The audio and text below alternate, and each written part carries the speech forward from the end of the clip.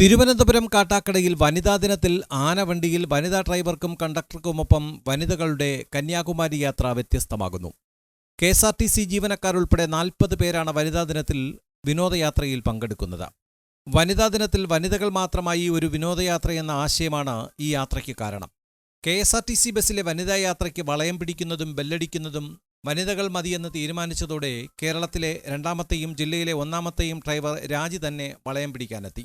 ഇന്ന് വനിതാ ദിനമാണ്. അപ്പോൾ ഞങ്ങൾ ഇന്ന് കാട്ടാക്കടന്ന് കന്യാകുമാരി ട്രിപ്പ് പോവുകയാണ്. വനിതാ ഡ്രൈവർ, വനിതാ കണ്ടക്ടർ, വനിതകൾ മാത്രമായിട്ട് കടന്നു പോവുകയാണ്. അപ്പോൾ ഇനിയും അടുത്ത വർഷങ്ങളിലൊക്കെയും അധികമായി വനിതകൾ ഈ മേഖലയിലോട്ട് കടന്നു വരണമെന്ന് തന്നെയാണ് എനിക്ക് പറയാനുള്ളത്. കാട്ടാക്കടയിൽ നിന്നും ബജറ്റ് ടൂറിസത്തിന്റെ ഭാഗമായി ഇന്ന് രാവിലെ കന്യാകുമാരി യാത്ര ആരംഭിച്ചു.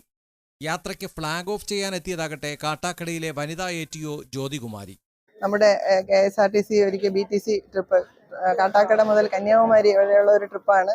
അതിൽ ഏറ്റവും പ്രത്യേകത എന്ന് പറയുന്നത് ഇവിടുന്നുള്ള ട്രിപ്പിൽ നമ്മുടെ ബസ്സിന്റെ സാരഥി ഒരു വനിതയാണ്, കണ്ടക്ടർ വനിതയാണ്. അപ്പം അത് ഒരു പ്രത്യേകം നമ്മുടെ KSRTC കാട്ടാക്കട ഡിപ്പോയെ സംബന്ധിച്ച് ഏറ്റവും ഒരു അഭിമാന മുഹൂർത്തം കൂടിയാണ് ഈ ദിവസം. 40 വനിതാ യാത്രക്കാരും കുട്ടികളുമായി പോകുന്ന ആനവണ്ടിയുടെ യാത്രയ്ക്ക് ഡിപ്പോയിലെ വനിതാ കണ്ടക്ടർ ജയകുമാരി ഡബിൾ ബെല്ല് കൊടുത്തപ്പോൾ പുതിയ ചരിത്രമായി മാറി.